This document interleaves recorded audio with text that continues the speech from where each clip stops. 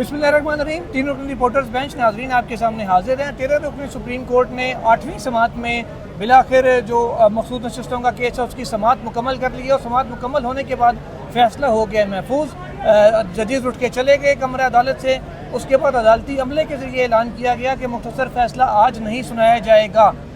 जब भी इस तरह का कोई मौका आता है, तरीक़ाकार अमूमन ये होता है कि जजेस पीछे जाके आपस में एक दूसरे से बात करते हैं और ये कहते हैं, बताते हैं कि कौन किस नुक्ते पर मुत्तफिक है।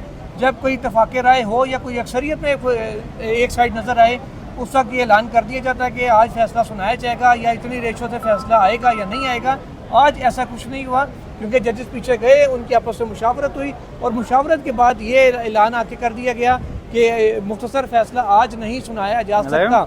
अभी कब सुनाया जाएगा इस हवाले से नहीं बताया गया। जैसी कोई इन्फॉर्मेशन आएगी खोज लगा के आपको उससे भी आगाह करेंगे।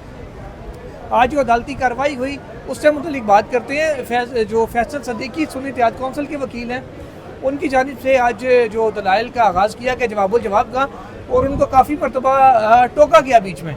और चीफ जस्टिस ऑफ पाकिस्तान बार उन्होंने कहते थे अपनी बात पे आएँ, उनसे सवाल भी पूछे गए, उनको टोका भी गया। जो हमने इलेक्शन कमीशन और बाकी जो फ्री कैन के वकला हैं उनके बारे हमने नहीं देखा था। सलमान अकरम राजा साहब को भी काफ़ी टोका गया और कहा गया जी अपनी बात करें, आप पर्सनल केस है, ऐसे कर रहे हैं वैसे कर रहे हैं।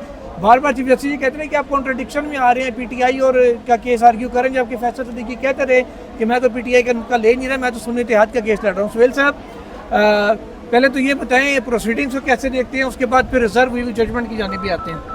आज जो सवाल किए गए प्रोसीडिंग्स की अगर हम बात करें तो प्रोसीडिंग्स अब तो कंक्लूड हो गई है, लेकिन आज के मैन ऑफ द मैच मेरी नज़र में सलमान अकरम राजा हैं, जिन्होंने आखिर में वो बातें की जो कि अब तक कोई नहीं कर रहा था। और उन्होंने उस बात में जो बात की है वो भी बड़ी अहम है। उन्होंने ये वाजे किया है कि आइन के टेक्स्ट के मुताबिक ये सीटें सुन्नी इत्तेहाद कौंसिल को देने में कोई ममानियत नहीं है और सुन्नी इत्तेहाद कौंसिल इन नशिस्तों की हकदार भी है। और अगर किसी और को ये सीटें दी जाती हैं तो वो आइन की रीराइट करना होगा। सुन्नी इत्तेहाद कौंसिल को महरूम करने के लिए नशिस्तों से आप सिर्फ मफरूज़ों पर काम ले रहे हैं कि एक नशिस्त जीता होना ज़रूरी है, जबकि टेक्स्ट तो वाज़ेह तौर पर बात करता है कि 51 हाँ, तो उसमें जितनी चीज़ें मौजूद हैं उन्हीं पर आ जा सकता है। और इलेक्शन कमीशन ने अगर पार्लिमानी पार्टी मान लिया हुआ है तो पार्लिमानी पार्टी को ही पॉलिटिकल पार्टी होते हुए ही उसे पार्लिमानी पार्टी तस्लीम किया गया और उसमें लोग गए हैं, उसमें शमूलियत इख्तियार की है, तो वो नशिस्तों की हकदार है। चाहे जाए कि आप पीपल्स पार्टी और नून लीग को देने के लिए आइन में नई चीज़ें घुसाएँ। सलमान अकरम राजा ने जस्टिस सत्तर बिन अल्लाह की उस बात को भी कहा कि उसको भी एक मिनट के लिए साइड पर रहने दें कि हम कंप्लीट जस्टिस में जाएँ या कुछ ऐसा करें। आप सिर्फ आइन के टेक्स्ट पे भी देखें तो सुन्नी इत्तेहाद कौंसिल को नशिस्तें देने में ममानियत कोई नहीं है और इसके बरक्स जाने में ममानियत ही ममानत है कि वो आइन उसकी इजाज़त। और चीफ जस्टिस साहब बार उन्होंने कहते हैं आप पीटीआई की हैं तो आप चाह रहे हैं कि सुन्नी इत्तेहाद को सीटें, उन्होंने कहा जी बिल्कुल सुन्नी इत्तेहाद। मैंने आज देखा कि चीफ जस्टिस जब सलमान अकरम राजा साहब अपनी बात कर रहे थे तो वो जब बार बार ये कह रहे थे, दलाइल दे रहे थे नज़ियाती, वो पाकिस्तान तहरीक साहब नज़ियाती के नाम के हवाले से कि टिकट छीनेंगे, तो चीफ जस्टिस साहब कहते हैं कि आपकी ये बात हमें समझ आ गई, आप आगे चले। उन्होंने कहा कि नहीं, मुझे इस पर बात करने थे, ये बहुत ज़रूरी है बात करना पर यहाँ पर कि ये क्यों छीनेंगे। लेकिन मैं समझता हूँ कि आज जो जिस तरह फैसल सदीकी साहब सुन्नी इत्तेहाद कौंसिल के जो वकील थे, उन्होंने 2018 के इंतखाबात के हवाले से पेशावर खैबर पख्तूनख्वा के हवाले से कहा जी कि बाप पार्टी को जो है वो सीटें दी गई, तो उस पर जस्टिस जमाल बंदोखेल ने कहा जी ये बाप पार्टी एक अजीब सा नाम लगता है, कोई तो उस पर अदालत में कह के भी लगे। तो उसमें उन्होंने अदालत को बताया जी कि बाप पार्टी ने मखसूस नशिस्तें जो है वो उसकी फहरिस्त जमा नहीं करवाई थी, लेकिन उसके बावजूद उन्हें मखसूस नशिस्तें दे दी गई थी। उसके साथ ये भी कहा गया, जैसे अरफान साहब ने उस मौके पर एक सवाल किया तो उन्होंने कहा जी कि क्या बाप ने चारों सूबाई असम्बली से इंतखाबात लड़ा था, उन्होंने कहा जी बिल्कुल लड़ा था। तो फिर उन्होंने कहा जी कि तहरीक इंसाफ ने, तो फिर उन्होंने कहा जी फैसल सदीकी ने कहा हमने तो सुन्नी इत्तेहाद ने नहीं लड़ा था, लेकिन पाकिस्तान तहरीक इंसाफ की तरफ से तमाम उम्मीदवारों ने अपने जो नामजदगी फार्म थे उसमें ये बात लिखी हुई थी। और सलमान अकरम राजा साहब ने जिस तरह आज उन्होंने इलेक्शन कमीशन ऑफ पाकिस्तान को बिल्कुल अदालत के सामने वो एक उनकी जो चोरी थी, जो उन्होंने जो भी किया उसको छिपाया उन्होंने, वो आज उन्होंने नंगा किया, उन्हें बुराना किया अदालत के सामने, जिस पर तमाम जजेस इस बात पर मुतफिक थे। और जैसे तमिल्ला की तरफ से इस बात के बार बार आवाज़ आना कि यहाँ पर वोट की बात हो रही है और पाकिस्तान तहरीक इंसाफ को लोगों ने वोट दिया है और इस जमात को इस पूरे सियासी अमल से बाहर कर दिया गया। लेकिन आज की समाअत में तमाम तर जो मामला थे वो तान एक ही चीज़ पर आकर टूटती थी, वो 13 जनवरी के बल्ले के फैसले पर, वो जजेस के रिमार्क्स हों या वो फिर वकला के दलाइल हों, तान उसी पर आकर टूटती थी। अच्छा सुहेल साहब ये बताएं कि ये जो इलेक्शन कमीशन की जानिब से रिकॉर्ड पूरा ना देने का नुकता उठाया गया सलमान अकरम राजा की जानिब से, पूरा ना देने नहीं, छुपाया गया, बदनीति जाहिर की गई, ये क्या मामला था और इस पे चीफ जस्टिस ऑफ पाकिस्तान क्यों इतना वो नाला नजर आया? मैं आपको बताता हूँ, ये बड़ा अहम मामला था। सुप्रीम कोर्ट को इलेक्शन कमीशन ने रिकॉर्ड दिया कि ये देखें जी, ये पीटीआई वालों ने तो टिकट ही आपने नहीं दिए, इन्होंने तो नजरियाती इन्होंने तो फलां के दिए। वो रिकॉर्ड सलमान अकरम राजा ने बताया कि पूरा नहीं था। एग्जैक्टली। अच्छा सुहेल साहब अभी लाइव आ गए हैं, वो समा टीवी पे इस वक्त लाइव आ रहे हैं। अच्छा वो रिकॉर्ड पूरा इलेक्शन कमीशन ने नहीं दिया, फिर सलमान अकरम राजा ने पेश किया रिकॉर्ड और कहा कि मैं क्योंकि इस केस में वकालत कर रहा हूँ इसलिए मेरे एक मिनट मुझे पूरा करने दें कि मेरे कागजात नामजद की इलेक्शन कमीशन ने दिखाए और सिर्फ वो दिखाए जो मुकम्मल नहीं थे। उन्होंने अपने बाकी दस्तावेजात भी पेश किए, कहा जी ये मेरा मुकम्मल रिकॉर्ड है जिसमें उन्होंने अपने जो पीटीआई का टिकट था वो भी शो किया और कहा कि मैंने नजरियाती का टिकट दे के फौरी वापस ले लिया था कि मैंने कहा जो भी हो मैं पीटीआई का हूँ, पीटीआई के साथ ही रहूँगा। फिर चीफ जस्टिस साहब ने उनसे ये मुझे बताया, चीफ जस्टिस का उनसे ये पूछना है कि आप किस जमात से ताल्लुक़ रखते हैं, तो वो उनको शायद कंट्रडिक्ट कराना चाहते सुन्नी इत्तेहाद काउंसिल से, लेकिन उन्होंने सलमान राजा ने कहा जी मैं इस बात का जवाब नहीं दूंगा कि मैं किससे हूँ या मेरी पर्सनल बात ना करें। आप रिकॉर्ड छुपाने की बात कर रहे हैं, मैं उस तरफ आता हूँ। आपको पता है कि जब यहाँ पर पिछली समाअत हो रही थी, 7वीं समाअत जब हो रही थी एक हफ्ता कबल, तो उस वक्त जब जस्टिस मंसूर शाह ने अटॉर्नी जनरल ऑफ पाकिस्तान से ये बात की थी, पूछा था जस्टिस मंसूर शाह ने कि हमें ये बताएं कि सुन्नी इत्तेहाद कौंसिल वो पार्लिमानी पार्टी है या नहीं है सुन्नी इत्तेहाद कौंसिल, तो उस पर अटॉर्नी जनरल पाकिस्तान ने अपने कंधे झुकाए और नाइल्मी का इजहार किया था। उन्होंने कहा था जी कि मुझे नहीं पता। फिर जस्टिस मंसूर शाह ने जो स्पीकर सेक्रेटरीट की तरफ से जो पार्लिमानी पार्टी का रिकॉर्ड पेश किया और वहाँ पर सुन्नी इत्तेहाद कौंसिल की जो पार्लिमानी लीडर है सरताज गुल, उसका नोटिफिकेशन भी उनको सामने पेश किया अटॉर्नी जनरल पाकिस्तान के सामने। उन्होंने कहा कि ये उन्होंने किया हुआ है और सुन्नी इत्तेहाद कौंसिल को पार्लिमानी पार्टी डिक्लेयर किया इलेक्शन कमीशन ऑफ पाकिस्तान ने, जिस पर उन्होंने नाइल्मी का इजहार किया। उन्होंने कहा जी कि ये चीफ जस्टिस ने कहा जी कि अच्छा ठीक है आप आगे बढ़े, हम इस मामले को देख लेते हैं। जिस पर जस्टिस आशा मलिक ने कहा था जी कि सुन्नी इत्तेहाद ये पार्लिमानी पार्टी वाले नुकते को हम छोड़ कैसे दें, यही एक आम नुकता है जिस पर हमने लेकर चल रहा है, क्योंकि ये जो मखसूस नशिस्तों के हवाले से केस है ये इसी के गिर्द घूम रहा है, सुन्नी इत्तेहाद कौंसिल की और पाकिस्तान तहरीक इंसाफ के हवाले से। आज जो इस केस की समाअत हुई, बुनियादी तौर पर इस सुप्रीम कोर्ट ने 3 चीज़ों की तशरीह कर रही थी। ये एक आईनी नुकता था जिसकी वजह से ये अदालत के सामने ये नुकता पेश हुआ। उसमें इन्होंने तशरीह ये कर रही थी कि क्या आया कोई एक सियासी जमात जिससे इंतखाबी निशान छीन जाए।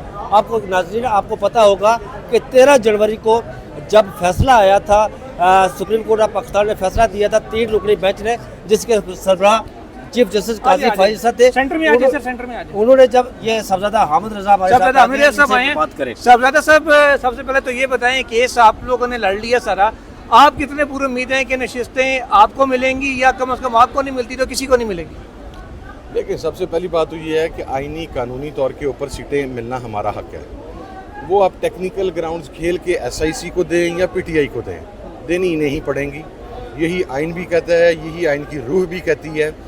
इसलिए कि 2-3 टेक्निकल चीज़ें हो सकती थी। या तो मेरे नॉमिनेशन पेपर के ऊपर लिखा होता इंडिपेंडेंट है, वो नहीं है, वो SIC allied with Pakistan Tehreek Insaf लिखा हुआ। दूसरा, अगर आप इस पर जाते हैं कि हमारे बहुत सारे कैंडिडेट्स ने सुप्रीम कोर्ट की उस दिन की हेयरिंग जिस दिन बल्ले को उड़ाया जा रहा था उसकी वजह से PTI के टिकट जमा करवाए, चले उन्हें PTI का कंसिडर करें, फिर वो सीटें PTI को दें। किसी और को मिलने का तो कोई कॉन्सेप्ट ही नहीं है। मुतनासिब नुमाइंदगी जो आइन के अंदर है, जो कानून के अंदर है, ये उसकी रूह से मुतसादिम है।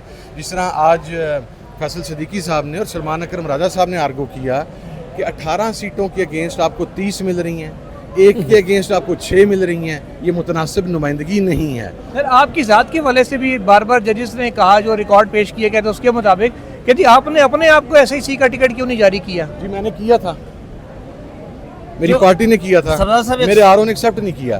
उसने ये कहा कि इलेक्शन कमीशन ऑफ पाकिस्तान ने एक नोटिफिकेशन जारी कर दिया है कि जिस भी कैंडिडेट के नॉमिनेशन पेपर के ऊपर तहरीक इंसाफ लिखा हुआ है, और चूँकि मेरे के ऊपर इत्तेहादी तहरीक इंसाफ लिखा था, उन्हें किसी दूसरी पार्टी का टिकट जारी ना किया जाए। जिस तरह सलमान अकरम राजा साहब ने बताया कि उन्हें PTI का टिकट वापस कर दिया गया, तो मेरे लॉयर्स को मेरा SIC का टिकट वापस कर दिया गया। असल चीज़ स्टैंड करती है मेरा नॉमिनेशन पेपर। मेरे ख़ानदान का 11वां इलेक्शन है। 8 मरतबा हम कौमी असम्बली में मेरे वालिद, मेरे नाना और मैं हम पहुँचे बैठे हैं। आज तक हमारे नॉमिनेशन पेपर पे ऑब्जेक्शन नहीं लगा। क्या हमें नहीं पता कि नॉमिनेशन पेपर के साथ टिकट कैसे जमा करवाया जाता है?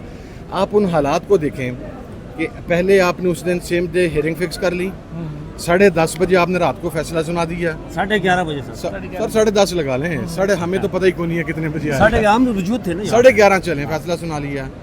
आप 1 घंटे या आधे घंटे के अंदर पूरे पाकिस्तान में 1000 प्लस कैंडिडेट को किस तरह एक पार्टी का टिकट पहुंचा सकते हैं? हम तो समाज के मुताबिक जब को आर्गूमेंट चल रहे थे उसके मुताबिक सियासी पार्टियां अपनी हिकमत अमली बनाती हैं। SIC का स्ट्रेचर भी इत्तेहादी का था, नज़रियाती का स्ट्रेचर भी इत्तेहादी का था। और मेरा ख्याल ऑनरेबल जजेस साहब को, जो मैं जिसके लिए बार बार रोस्ट्रम पे आ रहा था, सिर्फ यही बात बताना चाह रहा था कि सर अलाइंस के अंदर आप किसी एक पार्टी का जो जमातें इत्तेहाद करती हैं वो किसी दूसरी पार्टी का इंतखाबी निशान ले सकती हैं। MMA के अलाइंस के अंदर किताब का इंतखाबी निशान बाकी तमाम पॉलिटिकल पार्टीज़ ने लिया था। 2018 के इंतखाबात के अंदर PTI का इंतखाबी निशान उसकी इत्तेहादी पार्टियों ने लिया था। यही चीज़ 2024 में हम अप्लाई कर रहे थे। जब आपका RO ही मेरा टिकट वापस कर रहा है, नन ऑफ माई फॉल्ट ना, ये तो आपके RO का फॉल्ट है। असल चीज़ स्टैंड करती है मेरा वो नॉमिनेशन पेपर जिसके साथ लगा हुआ है एफिडेविट, पार्टी एफिलिएशन। अच्छा, फिर कानून ये कहता है, आइन ये कहता है कि returning officer at the time of symbol allotment candidate से ये कहेगा कि आपके फॉर्म के ऊपर ये लिखा हुआ है, सो इस पार्टी का टिकट लेकर आए। क्या आज सलमान साहब एक बात नहीं, एक मिनट सवाल करूं। हाँ। आज अदालत के सामने एक और चीज़ स्टैब्लिश हुई, वो आपके पार्टी के इंतखाबी निशान जो आपका टावर है वो भी अदालत के सामने स्टैब्लिश हुई कि ये किस तरह का इलेक्शन कमीशन ऑफ पाकिस्तान ने जो इलेक्शन करवाया ये 2024 उसके कंडक्ट पर बड़े सवाल उठाए गए। इस पर आप क्या कहेंगे? बार बार इलेक्शन कमीशन ऑफ पाकिस्तान वो बेंच की तरफ से रिवाज आ रहे हो या आपके वकला की तरफ से आर्गू आ रहे हो, वो सारी तान आकर एक ही जगह टूटी थी, वो बल्ले के इंतखाबी निशान पर और इलेक्शन कमीशन ऑफ पाकिस्तान के मिसकंडक्ट पर टूटी थी। मिसकंडक्ट तो देखे ना, इतना है कि मेरा टिकट वापस कर दिया गया SIC का, और PTI के टिकट के अगेंस्ट जब हमारे पास तमाम रास्ते बंद हो गए। अच्छा, मैं तो एंट्री नहीं हो सकता था ना, मफरूर था, मुझे तो पुलिस IG पंजाब जो है वो मुझे पागलों की तरह ढूंढ रहा था। अब लॉयर्स अंदर बैठे हैं, बाहर पुलिस है, डिप्लॉयमेंट है, एंट्री बैन है, उसमें जो फ़र्द अंदर मौजूद है उसने अपनी अकल के मुताबिक फ़ैसला करना। उन्होंने ये फैसला किया। मुझे पहले, मैं वो वाहिद कैंडिडेट हूँ, इलेक्शन कमीशन ने एक झूठ और बोला अंदर, वो ये बोला है कि शटल कॉक का निशान अवेलेबल नहीं था। मेरी एप्लीकेशन शटल कॉक की लगी हुई है। सर, मुझे रात 11:30 बजे शटल का निशान अलॉट किया गया, मेरे नीचे मेरे तीनों MPs को शटल का निशान अलॉट किया गया। सुबह 3 बजे मेरा इंतखाबी निशान शटल भी तब्दील कर दिया गया और तब्दील करके टावर कर दिया गया। अब वो कहते हैं कि शटल का निशान किसी और को दे दिया गया था। 29 उम्मीदवारों ने मेरे हल्के में कौमी असम्बली का इलेक्शन लड़ा, किसी के पास शटल का निशान नहीं है। ये भी झूठ बोला इलेक्शन कमीशन के वकील ने फुल बेंच के सामने बैठ के। जिस तरह बैरिस्टर गौर साहब के पेपर्स थे, एक कैंडिडेट 4 फॉर्म सबमिट करवा सकता है, उन्होंने एक ही दिखाया, एक दिखाया जो उनके मौकफ को सपोर्ट देता है, सपोर्ट कर रहा है। जिसके ऊपर PTI लिखा हुआ वो नहीं दिखाया। दिखाया। तो ये mala fide criminal intention election commission की साइड के ऊपर है। आखिरी 2 सवाल, 2018 का इलेक्शन खोलने की आज बात हुई है, अगर वो इलेक्शन खोलते हैं तो फिर आपकी जो प्रेस कॉन्फ्रेंस यहाँ हुई थी, जो आपने मेरे से इलेक्शन से पहले डिस्कस किया था, बाद में आपने प्रेस कॉन्फ्रेंस भी की थी, फिर वो भी सामने आएगी, फिर आप वो का एक भी बताएंगे? बताऊंगा। ये 2000 जिस तरह आपको राना सनाउल्लाह ने कहा कि मैं आपको PTI का उम्मीदवार बनवा देता हूँ, जबकि उनका PTI से दुश्मनी थी। राना सनाउल्लाह की सीट मैंने जो की हुई थी, मैंने उस वक्त एक ताकतवर आदमी को कोट किया था, मैंने वोट भी बताए थे कितने वोटों से जीतेगा। मैंने इसलिए लास्ट में विड्रॉ किया था कि उस बंदे से मुझे हराया जाना था उससे, मैं ये कर नहीं सकता था। इसलिए आप दूसरे हल्के से विड्रॉ नहीं कर रहे थे ना। मैंने दूसरी बात ये उसमें बताई थी, मैंने उसमें प्रेस कॉन्फ्रेंस में कही थी, आप 2018 का इलेक्शन खोलेंगे, पूरी PDM ऑन द मूव गिरेगी, क्योंकि इमरान खान की सीटें उस वक्त कम की गई थी। अगर आपको याद हो मैंने उसमें इमरान खान को एड्रेस किया था कि खान साहब आपकी पार्टी के कुछ लोग आपके साथ डबल क्रॉस कर रहे हैं, आपको सिंपल मेजॉरिटी नहीं आने दी जाएगी, ताकि आपको ये 5-5, 7-7 इत्तेहादी जमातें दे के तो फिर आपको फिक्स रखा जाए और आपको परवाज ना करने दी जाए।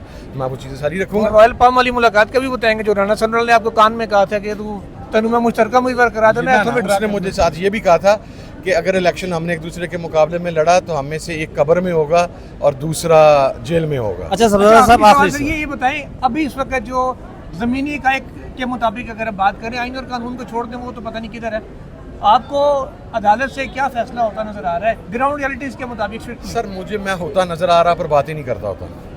होगा जो राइट है मुझे वो चाहिए, नहीं जो आइन देंगे के टैक्स के तो फिर जो मुताबिक मेरा राइट राइट है मैं उसको इस्तेमाल करूंगा। राइट मिलेगा या नहीं?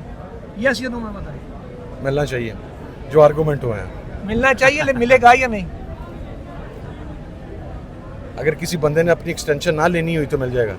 चले, बहुत शुक्रिया मेरे और साहब। मैं आपको सरदार साहब ये बात जाते जाते आपको बता दूं कि एक्सटेंशन वाला मामला नहीं है, एक्सटेंशन नहीं लेंगे सर मैं ये खबर आपको दे जब एक नहीं है सर कानून में तब्दीली होगी तो फिर वो कैसे इनकार कर सकेंगे? एक नहीं है। नहीं Yes. वो जो दूसरी की तरफ आप इशारा कर रहे हैं वो तो वैसे भी जो चले ठीक है। और भी बहुत हैं। ये थे साहबजादा हामिद रजा, जिनको कोई खास उम्मीद नजर नहीं आई मकसूद नशीद से मिलने की।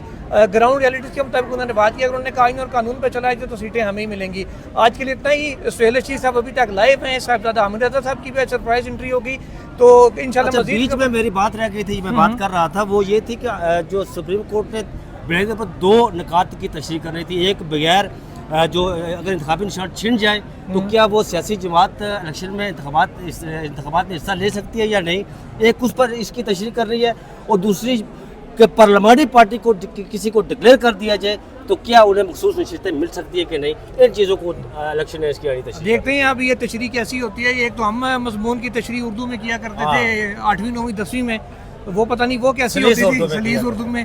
अब ये वाली तशरीह कैसी होती है, लेट्स सी क्या होता है। आज के लिए इतना ही, कल मजीद खबरों के साथ हाजिर होंगे। टिल देन अल्लाह हाफिज़।